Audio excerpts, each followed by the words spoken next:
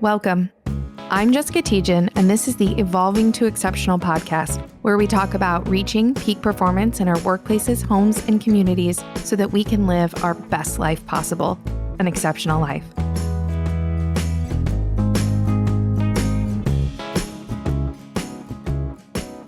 I want to welcome back our listeners to this week's episode of the Evolving to Exceptional podcast. We have Sharon Winfield with us here today. She is the Chief Human Resources Officer at the YWCA of Metropolitan St. Louis. She has many years of experience and just a tremendous amount of wisdom to share with us based on that experience, and will bring to us a unique perspective of what it's like to be in the HR space in a non-for-profit, in an organization that maybe doesn't have the same resources or even the same appeal that maybe some of the corporate for-profit businesses do. So Sharon, welcome to the podcast. I want to give you a chance to introduce yourself, tell our audience a little bit about who you are, your background, and why it is that you do what you do. Thank you, Jessica, for inviting me. I am really honored to be able to participate in this podcast. The topic is dear to my heart. I am, again, Sharon Winfield, Chief Human Resource Officer for the Y. I've been with the Y 4.5 years. And coming to the Y, I came to the Y from corporate to nonprofit because of the mission of what we do, which is eliminating racism, me being an African-American female, and empowering women. So that was a mission that really drove home to me on why I chose to end the remaining part of my HR career. I've been in HR 30 years, and to say this is where I want to retire. What excites me is making a difference. From a human perspective, human resources deals with people. We can call it human resources. Some people call it, I consider them as assets, not liabilities to the organization. So what excites me really is the human aspect, the people aspect of the organization, that being the human resource aspect of why we run and how we run the organization. So I am so excited to be here. Besides that, I'm a mom, I'm a wife, and I'm a world traveler. So we'll talk a little bit more about even what I've seen from a world perspective, from a people perspective, from a human resource perspective. In my previous employers, I actually supported an international division. And from a human resources standpoint, international HR is very different countries than it is from the United States. Apples and oranges. I could totally see that. Let's maybe dive into that a little bit, because I love, you and I talked about this before, the experience or the perspective you bring, having been in the HR space for your whole career, of what that transition has looked like over the years. What have you seen in terms of that, of the profession, as how it's evolved or how it's changed over the years? And feel free to bring in that global perspective too, of what do you see as you're looking at that, not just over the years, but then around the world as well. Yes, and I'll talk about it pre-COVID, because this is what I did before COVID. When my previous HR, I supported not only our domestic St. Louis, Chicago, Dallas division, I also supported our London division, our China division, and our Mexico division. 3 separate cultures. One organization internationally, but very differently. Even from a culture standpoint, when we would have meetings, you would need to know what the different cultures were, because you could have easily offended someone in that culture. For example, when you would go to Mexico, you would really do a lot of, how are you? And how are things going? And you do a lot of conversations and talking. And then I'm thinking, so when are we going to start this meeting? And that was the culture of our Mexico. Very warm, very welcoming, not as a state of urgency as we do in the United States. In the United States, our culture, we tend to want things like this. In our Mexico division, it was, and we had to learn this from a headquarters standpoint,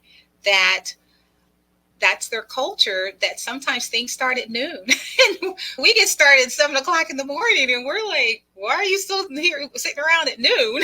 I could see that being such a culture shock almost of this is really different. This is a really different way of working. How did you navigate that? We had to learn. We actually brought in coaches to teach us the various cultures because we were doing it wrong. And on one side, it was okay, I think we're offending people, but they didn't necessarily say it. So we actually had to bring in someone to teach us the various cultures. We actually wind up opening up an office in India, which is another cultural difference. When I dealt with our China or our Shanghai division, there was very little feedback because they saw us as you're the person in authority and we don't question that. So it's always a yes. And I'm thinking, no, no, I need you to tell me what we're doing right and what we're doing wrong. It was very not look you so much in the eye. It was really based on a respect level and a position level. So very stark difference between our Shanghai division and our Mexican division and our corporate office, which is in St. Louis. So I really was honored to be able to experience the differences even in our London. When I was recruiting, there are 5 hours difference from us. So I'm at home at 5 o'clock in the morning recruiting because they're 5 hours ahead. And they've already gotten their day started. So it was really a great opportunity to learn the international aspect of human resources and the people that made up those specific divisions. But it taught our corporate office, you have some work to do because we think it'll evolve around us. But it really took for us to really learn. We needed each one of those divisions to be a successful international company. And we had to learn that. We had to learn, what do you do in India? What do you learn to do in London? What do you learn to do? What best practices work for us as an international company? So it was a great learning experience for me. You know what I think is so interesting about the different cultures around the world? And oftentimes I think sometimes we can talk about it almost as if those cultures are voluntary or something that we choose into. That your example of Mexico and not getting started until later or things like that, as if that is a choice in how to work rather than truly an embedded set of ways of being. And so when we think about it, when I look at things like this through kind of the neuroscience lens and the human performance lens, that as we're growing, as we're having all these experiences and we're growing up in these environments, our neural pathways, our ways of being, our ways of existing and responding and interacting in the world get shaped by all of those cultural experiences. And so when an organization comes in, say from another country, and says, this is how we do it, it's not just here, let me tell you how we do it, and you've got to conform, because you're really trying to transform people's entire way of being and way of existing. And that's not an easy transformation. That's not just let me set some new expectations and you will follow them. In order to create that change, you would have to do really significant rewiring of those neural pathways to create that change.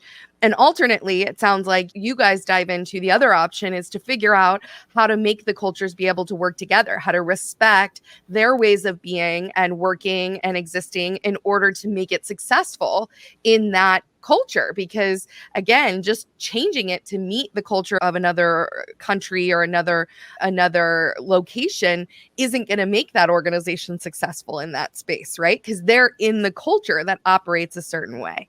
Yes, and that's so true. When you say that, and it took a while. This didn't happen overnight.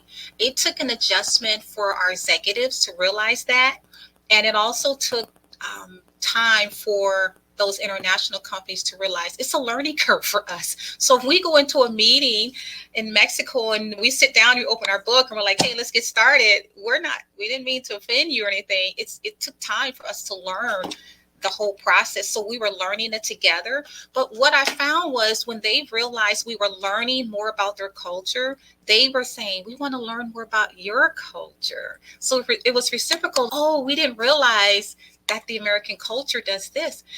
And we actually brought in, also we gave employees the option to do, I can't remember the name of the company where you can learn the different languages. It's an organization. software that you learn in different languages, and you got to choose the top three, which was Spanish, Mandarin, and you got to choose one more. And we paid for that for the services for our staff, because especially like our sales team, when you're dealing with someone in Shanghai, learn a little bit about the language as well. Not just the culture, but learn a little bit on the language as well. Yeah, I think that's so powerful too, because language is how we understand one another. And so I think that really helps to bring that those alternative perspectives, or that greater sense of understanding and awareness. Mm-hmm. And as I think about it too, so much of our communication, a big part of it is obviously verbal, but is also nonverbal. And if people have different mannerisms or ways of expressing, that's going to shift our interpretation of what they're saying, or what they're meaning or intending to mean by what they say. And oftentimes, I think we underestimate how much our experiences are really shaping how we're interpreting a particular interaction or relationship or communication, and how our brains are really using all of that past data to inform that interaction and shape it. And so we really can't be objective in all those conversations. So the more we embrace that and can start to look at, okay, what is the other perspective? What is the other experience that I don't even have a context for to inform this conversation? Correct. Absolutely correct. So tell me a little bit more about what you've seen over the years of your career in terms of the people function and the role it's played maybe in organizations, and how and what's happening with it right now. Is there a difference? Is it just more of the same? What are you seeing? I've been in HR for 30 years, and I've seen it go through a lot of changes. Some of them slow, depending on the organization. It used to be, when I was in it 30 years ago, we were seen as, we'll call you if we need HR. We'll call you. Oh, you need to hire. Go ahead and hire someone. We need you to help us term. But they didn't see HR as strategic. They didn't see us at the table with the CEO, the CFO, the COO. And that became a challenge for HR executives, because we didn't have a voice. And it was, we're raising our hands and, hey, we're over here saying, but we can do this better from a people standpoint, from a human resources standpoint. But I felt no one was listening. So it took a lot of breaking down barriers, breaking down walls, taking no for an answer, and also proving that HR is a strategic partner in the organizations that they need to be in. And a lot of that has come through struggle, headache, but I'd like to position it and say now we're in a much better place. You see a lot more females at the head of HR now. 30 years ago, it was very few females. It was a lot of men at that organization or at that position. Now you're seeing a lot of human resource executives. I went to the SHRM conference this past June in Vegas, and it was from so many different levels of people that were attending, but they had a certain group of people called the C-suite, and it was executive vice president chiefs. There was a section that was really pertaining to what they need to do as an organization. And it was really important to hear it from that level and that perspective. Again, we are now at the table having to say, these are decisions that if you make this decision, this is going to strategically impact the organization. And I'll give you one example: COVID. Nobody expected COVID. No one was exempt from COVID, whether you were your mom and pop, whether you were a Fortune 5, a Fortune 1000, a nonprofit. No one expected COVID. No one anticipated COVID. And it really made all of us shift to say, where do we need to shift? Where we must shift? And it changed our business strategy. So with that, I was really glad to see there were more chiefs at the table at that SHRM conference talking about the same thing, but also realizing we are making progress and that we will continue to show why we're needed in those conversations. They see us as we cost money, right? We don't make widgets. We're not producing sales. We're not bringing in revenue. But we also have, I call it, look at your ROI through your human resources. What's your turnover? What's your retention? What's your cost to hire? All of those things have a financial impact to the organization. And I always tell other HR managers that I coach or VPs, I'll say, make it make sense to the CEO. Make it make sense and put it in numbers. So if you break down and say, we just saved 6% on our insurance premium, break it down so it makes sense in numbers. Oh, that's a $500,000 savings to our bottom line. Make that make sense, because they don't see it as we're bringing in revenue. They see it as payroll. It's mostly your hugest expense on your balance sheet.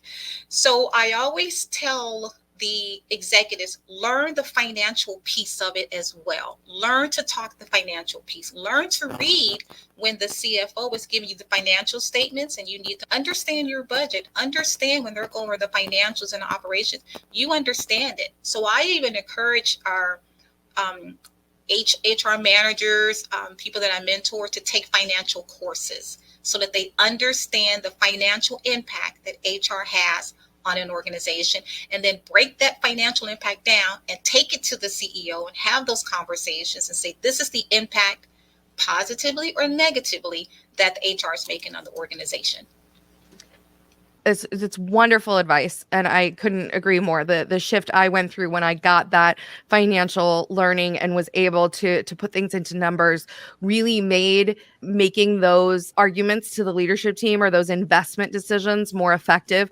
It's one of the reasons I always point to Gallup for engagement surveys, because they have such great metrics. And it was so fantastic when we were able to show over a number of years, as we increased engagement using Gallup's engagement survey, the financial increases, the double-digit profitability growth, the double-digit productivity improvements that we experienced, because it correlated directly to levels of engagement. And we knew that from Gallup's years and years of research. And that just made such a difference in a decision to invest in certain things, because now you could really see, okay, no, really, there's science behind this. There's metrics behind this impact. And I think for a while now, metrics like you mentioned, like retention and turnover and the cost to rehire and those types of things, we've talked about those. Those are what I like to think of as like the hard costs, because you're going to have to expend that money to replace those positions.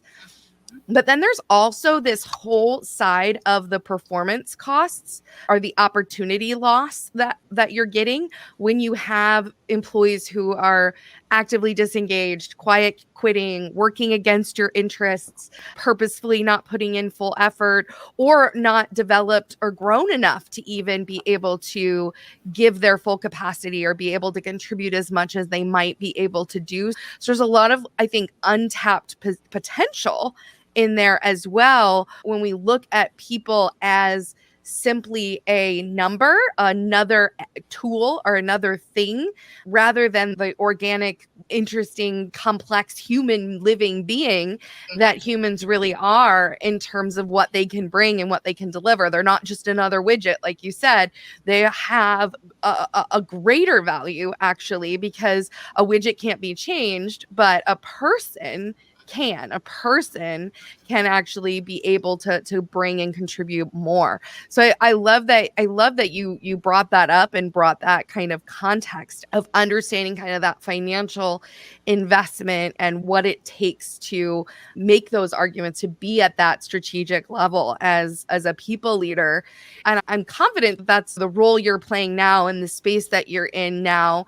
What, as a strategic HR leader, as a C-suite leader, are you really focused on in your organization? What is it that you're seeing as really important and strategic for a C-suite HR leader to be addressing in the workplace?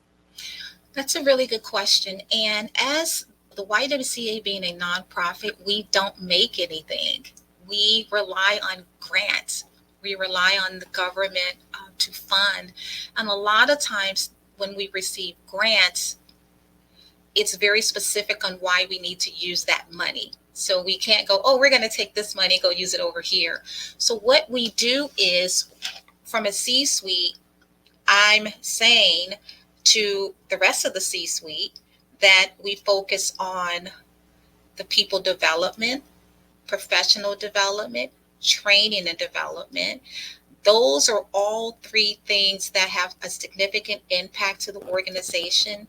The employees see that we're investing money and resources and time into them to say we value you as an organization.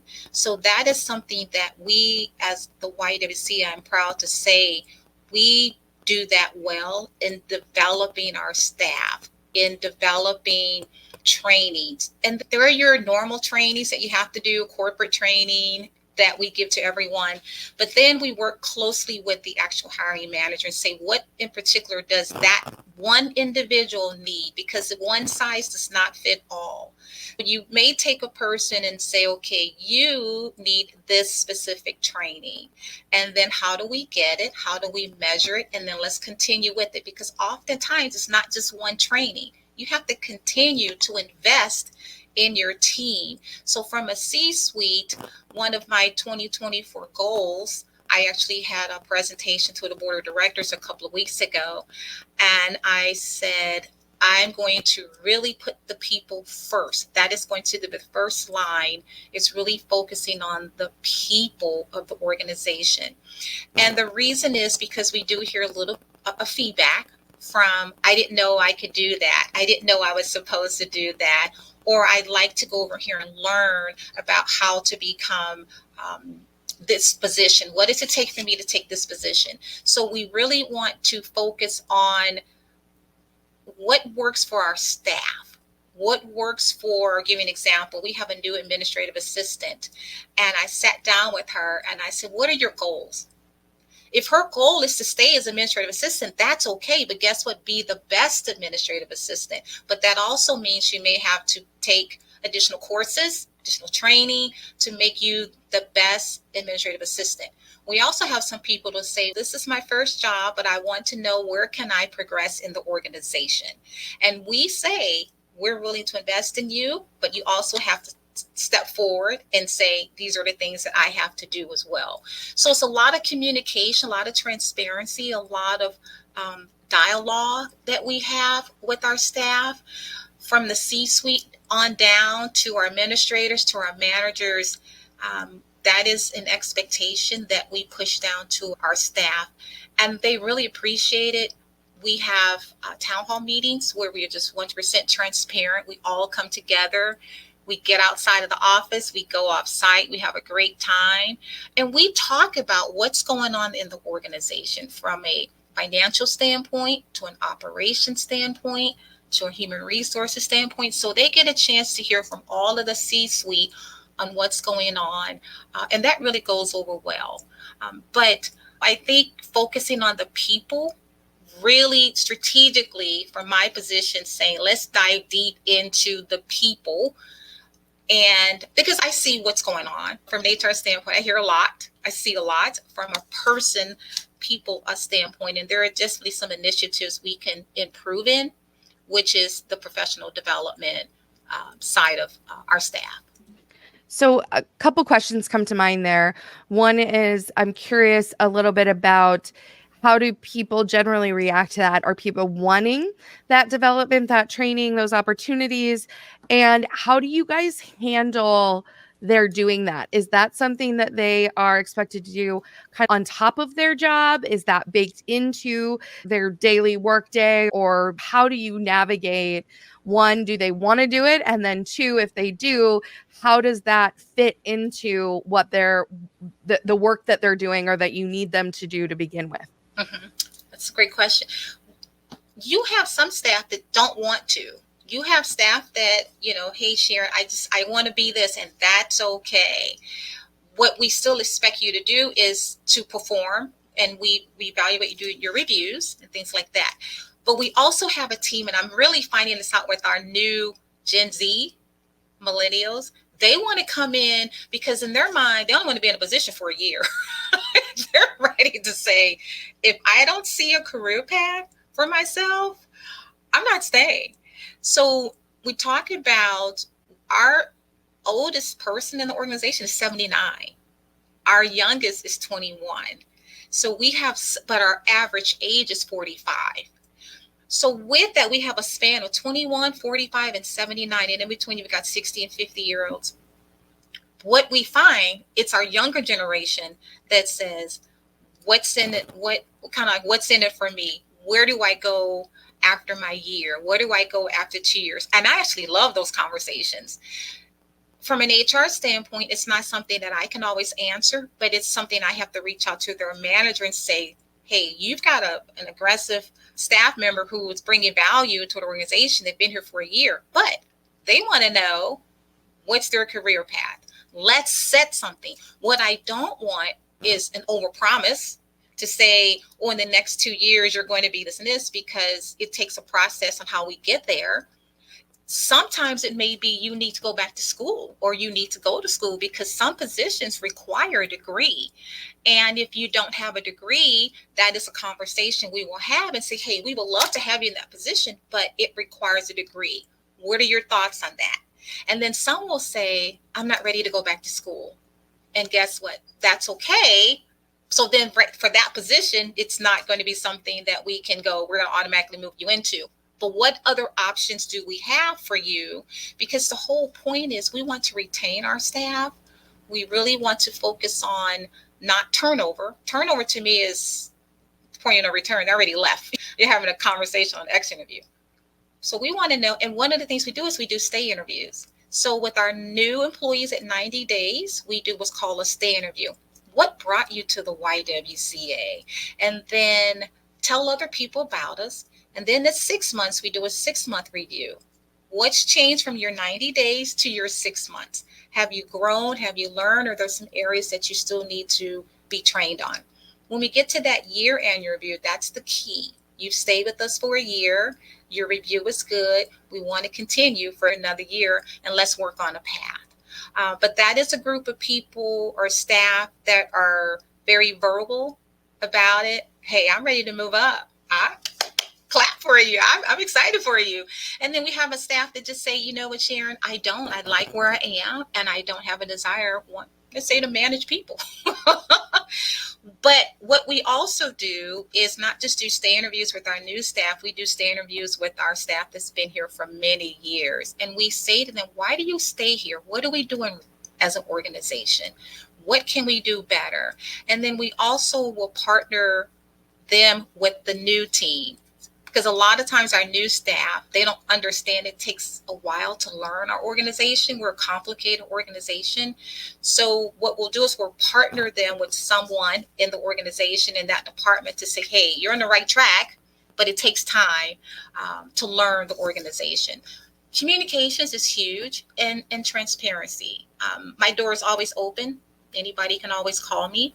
I'll always answer the phone, and we find that works well for our organization. So I'm curious, shifting gears a little bit, what have been or what do you see as some of your biggest challenges right now? What are some of the things that you're really dealing with or have been dealing with for the last 6 months, or you see yourself dealing with in the coming 6 months that are a focus for you? One of the couple of challenges that we have been talking about for quite a bit is staffing, and that's with so many organizations.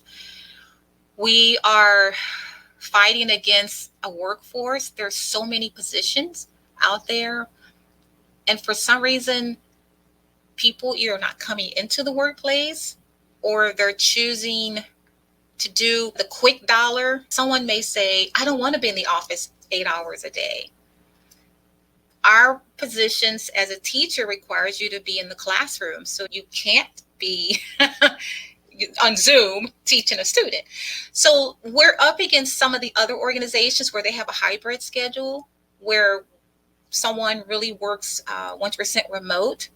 We don't necessarily have that availability right now. It's a topic that we're constantly talking about to see is that such a big challenge in our staffing that we're going to have to shift somewhere and maybe make that a possibility?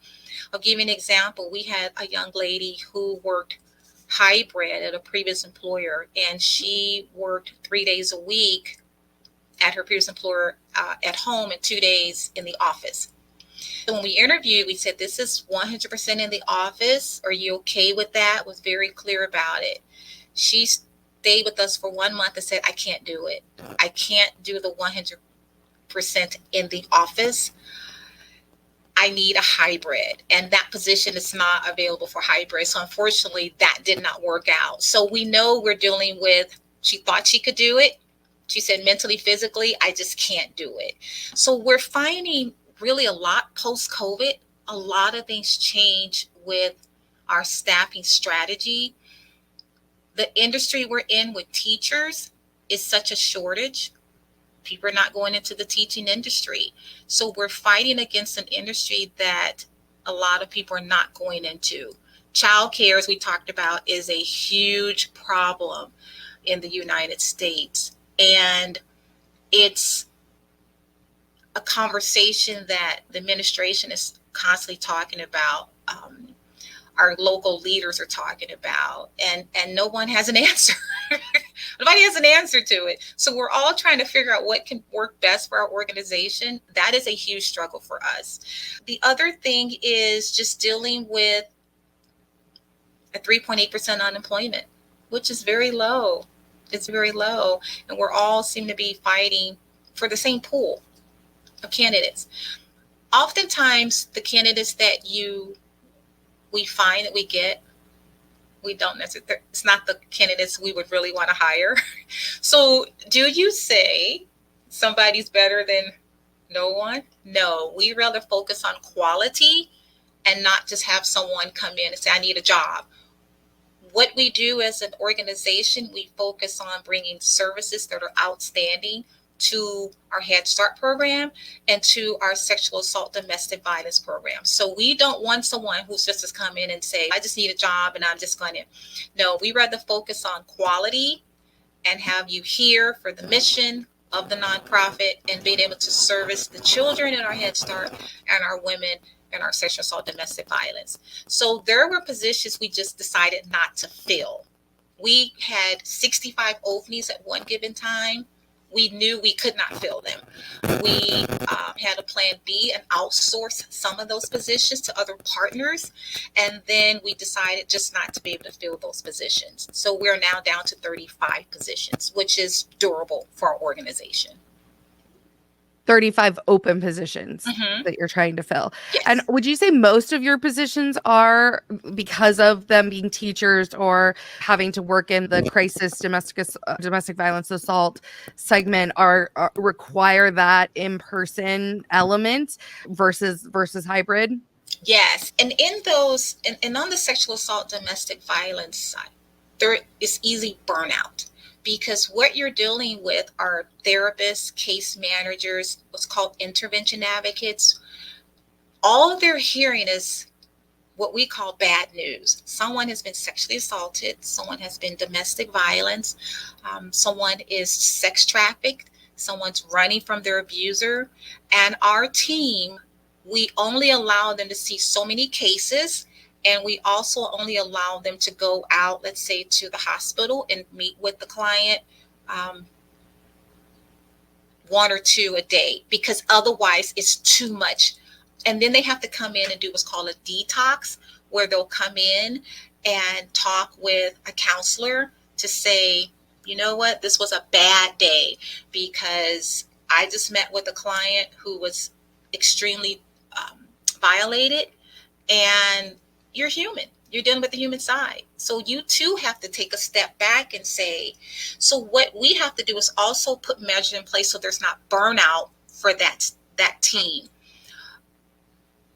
On the other side with our teachers, again, it's just purely a shortage of staffing, that nobody no longer wants to be a teacher. Nobody wants to be a fireman anymore. They want STEAM. They want the technology. They want the Google. They want the science, technology, engineering, math, not so much the teaching aspect. And we really need teachers because we're instilling and we're taking our 6 weeks to 4 years and we're preparing them for the rest of the world. So we're preparing them for what's to come when you get into kindergarten and then you go into middle school and things like that. So our teachers play such an important role in those children. We can accept up to 1,229 students in our program. Because of our teaching shortage, we've not been able to accommodate that number of students. So where do they go? Because the parents have to work, they have to go somewhere, and that's been the struggle with childcare since the COVID pandemic.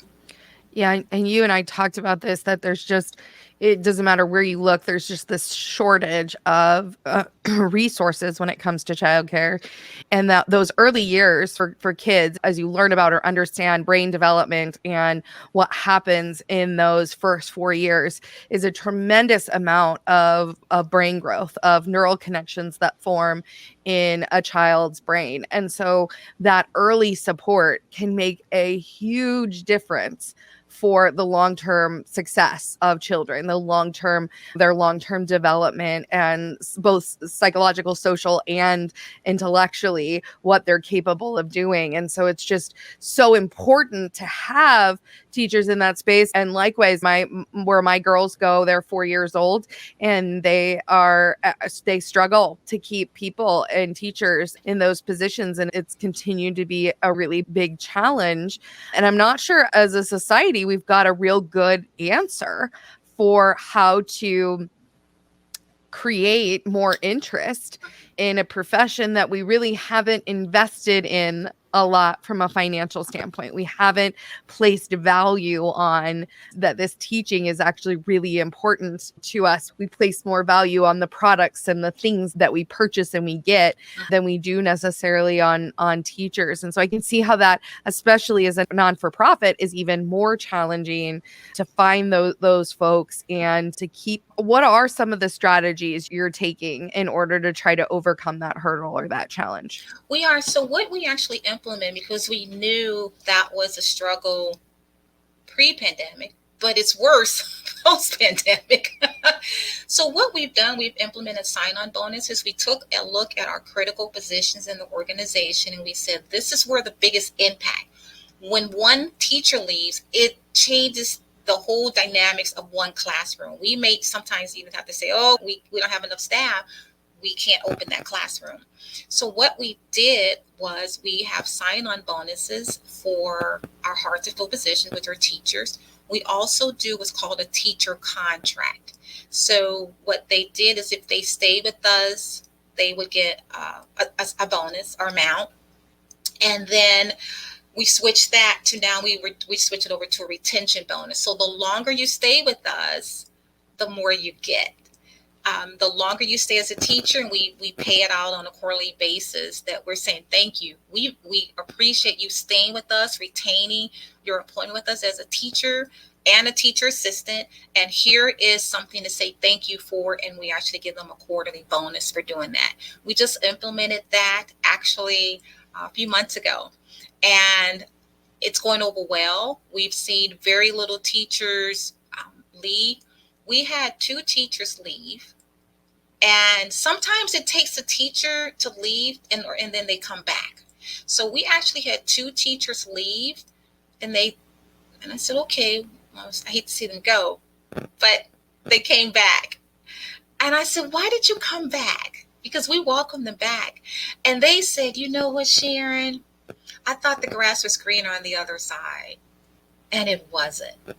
And they said, you know what? I miss the kids. The YMC is a great organization. We have a great Head Start program, and I want to come back. And I said, and we talked to them before rehiring them back. And we said, okay, why are you coming back? And they were honest. We talked about open and honest communication. And with that, they were able to say, Sharon, these are some things that we can do differently. And I was like, let's pass that information on. And so now we welcome them back. They started on Monday. And these were two long-term employees, like 15 years. And then they just thought, I want to see what else is out there. I've been with the wife 15 years. What else is out there? And they went, found out, it's actually not better. And they came back. So I'm excited about that. We did lose a couple of teachers because of the vaccine. Once we were able to lift the vaccine through the Biden administration and that pandemic is over, we reached out to those teachers and 4 of them came back. So that is our strategy with our hard to fill positions. Also, we increased our employee referral. When I first started with the organization, our employee referral, we were given $50. And I said, no one's going to refer anyone for $50. And you were taxed on it. So I went to our CFO, who's the newest CFO, and she understands, again, the strategic piece of it, of the impact of someone leaving. So I proposed, I put it in numbers, say, hey, Kim, how about increasing our referral bonus to 500? And we pay and we gross it up. And she said, let's do it. And I thought, you get it. You understand the impact. So what took place? Our employer referrals have gone up because our employer payout went from 50 to 500. So we would have 1 a year. Now we have probably 10. And then we'll ask those 10 people, do you know someone? And then we'll ask those 10 people, do you know someone? So it's a so on and so on. So that was just a strategy that we changed from a financial impact. But even though we raised it from 50 to 500, the ROI of getting those positions filled is much longer. It's a greater return on our investment just by increasing our employee referral. I think that's a really powerful motivator for folks, and even more so a testament to that they want to refer people, that they believe in what you're doing and the purpose and the mission that you guys are serving, and the gap that you're filling in the community in terms of the services that you provide. I want to go back to you talked about somebody who made the decision that she couldn't do full time in the office and Yes. needed that hybrid. When you see those scenarios, what do you think, or have you noticed what's driving it? Is it circumstance? Is it psychological? What is it that's driving that decision to say, I can't work full time in an office or in a classroom setting? I think it's a combination of both. When COVID hit in 2019, it hit December 2019, 2020 was the worst year. Everything was shut down. Buildings were shut down. 2021, we were still in it. 2 years, 2022. So people got used to doing this for 3 years. So having to come back into something that you've not had to do for 3 years, people have already made up their mind. I just don't want to do it. I don't want to work in the office 5 days a week. And I'm not going to work in the office 5 days. And then here's the thing. People have choice. So with unemployment 3.8%, guess what? They will go find a job that can accommodate that. And that's what we're finding is, from a strategic standpoint, I'm going back to our C-suite and say, all possibilities are now on the table. Hybrid has to be a conversation that is now impacting our ability to staff positions. We must now take a look at the possibility of making it work versus why it can't work. So I'm shifting our thought process to say, oh, it can't work. No, and one of the things we're doing is our CFO, she's responsible for our technology. So our IT falls up under her. She recognizes that we needed to enhance our IT. If you are working from home, we have what's called a work from home policy, and that is one here. If you need not take a PTO, but you're exempt and you need to just work from home for that day, that's fine. But it's not a permanent work from home. But what we had to do was shift and enhance our IT. Our technology was not up to speed. It was, you would get home and you're like, I can't even log in. I can't. So we found on the opposite side, it wasn't productive. And we had challenges. So people are like, oh, just come into the office.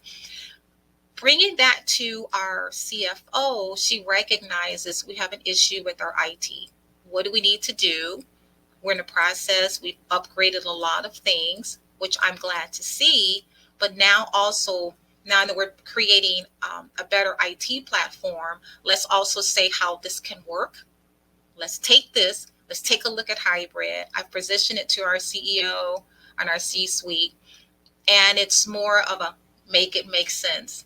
It's going to make sense if we have a better workforce that we can do a hybrid. We will get more staff, we'll get higher quality staff, and we'll see the impact of a simple best practice that many organizations already have in place, and many organizations are doing it right, and it's working. I talk to a lot of my HR peers, and probably out of 10 people that I've talked to, 9 of them have a hybrid. So we're not in the norm right now as far as not having a hybrid schedule. We're operating in the old best practice. So it's going to leave us behind a little bit if we don't adopt and say how this can actually work. Doing study, doing research, most organizations are 1 or 2 days you can come into the office, and the rest you're working from home. So how do you do that? I'm just curious, as you are exploring that, how do you do that with your teachers or your folks that are handling those crisis type situations? How do you create a hybrid that works for those scenarios? For certain positions, we can't. So we know there are certain positions. So I took a look at all of our positions in the organization, and I put a check by those positions that we can do a hybrid: HR, accounting, marketing. There are days where I'm here and I'm thinking, I don't even know what I did today because a lot of things took place. And I thought to myself, I need to get out of the office. I need to either work from home 1 or 2 days to get the higher level things done that I need to do. But when I find I'm in the office 5 days a week, I'm having a little bit of a challenge getting that done as much because of meetings or conversations that come in throughout the day. So I've already identified the positions that we can do a hybrid.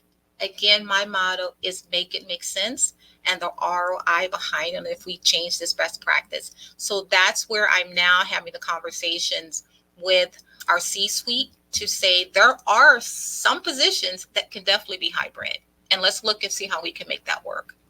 Yeah, it makes me wonder too if at some point, I don't know if now is the time, but if at some point there's a breaking point where it's actually more cost effective to hire somebody to be a teacher 30 hours a week in person or 25 hours a week in person, and you have to hire more people to cover the different time periods. So maybe you have 2 teachers per classroom splitting the day or something like that, and they maybe get paid as much as they maybe used to get paid, but they don't have to work as many hours so that they can have that flexibility or that shifted schedule. And I wonder too at what point that we get there, right? Where there's enough financial investment and enough need to say, hey, you know what? This might be more financially beneficial because we can serve more people. And not just in the teaching space. I wonder that too in the medical and nursing space where there's such a shortage there as well. How do you get to that point where you have to really rethink how it's even structured to make it possible? When the international company that I worked for 7 years, it was everyone, the culture was teamwork, collaboration. We served very high-end clients. So with that, it was a lot of work that went into serving a high-end client. Our CEO saw that we were working, and he said, we're going to try this out for the summer. We're going to shut down at noon in the summer months, Memorial Day to Labor Day. We'll shut down at noon and everybody go home. We thought, whoa, wow, that is fantastic. And we did that, and it went over so well. Then he saw people were saying, I'm so busy, I was going to work until 5. He said no, because what we were seeing was burnout. We were seeing stress go up. I was giving him data. I was saying more people are going out in FMLA, more people are using EAP. Something is going on. Presenting that information to him, he said, Sharon, would it work if we paid everyone for 40 hours a week, but at noon we shut down. And I said, let's try it. If it doesn't work, we'll go back to the old way. So we only did it for the summer months. It went over so well, we did it for the time. It became a permanent best practice. So not just for the summer, for the whole year, you were paid for 40 hours and you got to leave at noon. And there was a couple of stragglers, but the culture was, and the CEO's communication was, I value you. I know you guys work more than 40 hours, and I want you to go home at noon o'clock and do what you need to do for the rest of the afternoon. So when people were still there, it was, oh, you're still here. You better leave. You don't want to get a phone call. Because a lot of times people got a chance to get their oil changed. They got a chance to make doctor's appointments for their kids. They got the 4-hour difference or 5-hour difference was significant for a lot of our staff. And they were like, gosh, I didn't have to use my PTO to go get my oil changed. I didn't have to go use PTO to go to make my doctor's appointment. So that was when we did that. We also did a survey to say, how did you guys like it? And it went over so well, and the positive feedback, we said, let's just continue to do it. I love it. So it was one of the best practices we put in place at that organization, where the staff morale went way up and appreciation went way up, because they felt like, you guys are listening. We're tired. Yeah. We're tired, and we really appreciate you doing this.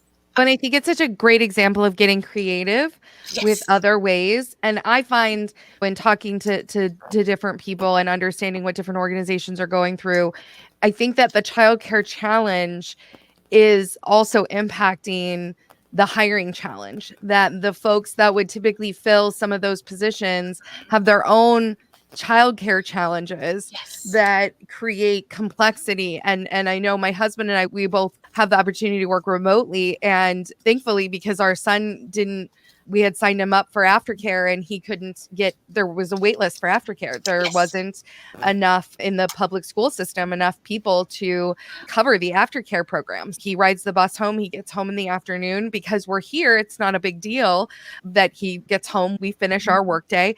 But if that weren't the case, it would be very difficult to be in an office and have our 7-year-old son getting home to an empty house because there's no one there. And I know that's what I think a lot of parents are having to struggle with and having to figure out and navigate in a world that's changed post-COVID. And I think you've done a great job here of highlighting that challenge and the challenge of even filling the positions to make childcare more available and how difficult that is. So Sharon, I appreciate so much all of the insights and the wisdom and the experience that you've shared with us. I want to give you a chance to give us any final thoughts that you have for our audience as we're wrapping this episode up with all these like great nuggets of wisdom and things that you've experienced in your career. What do you have, or what would you like to leave with our audience? Jessica, I really appreciate this conversation. I really enjoyed it. I would like to leave with your listeners. We're in this together. Not one person can do it by themselves. We need everyone's input. May not be the best input, may not be the input we need, but we need all voices to speak up, to say, this is what's going on in the United States. This is what's going on in staffing, in childcare, and we need answers. We need support. We need help. We need assistance. So I would say, be the voice that you need to be so that we can collaboratively get out of this situation. There's a solution to this problem, but we need everybody's help to do it. I love that, Sharon. And I think you're absolutely right. And it's going to take a level of creativity to come up with, how do we navigate this challenge? How do we find solutions that create a win outcome for everybody who's impacted and navigating these challenges? So I can't express enough how much we appreciate the work that the YWCA does and that you do in trying to staff such a mission called purpose and that brings such tremendous value to the community. So thank you for what you do do. Thank you for the service that you and your organization provide. It is just so important and so valuable. And I can't express enough gratitude for the work that you guys are doing and the mission that you're serving.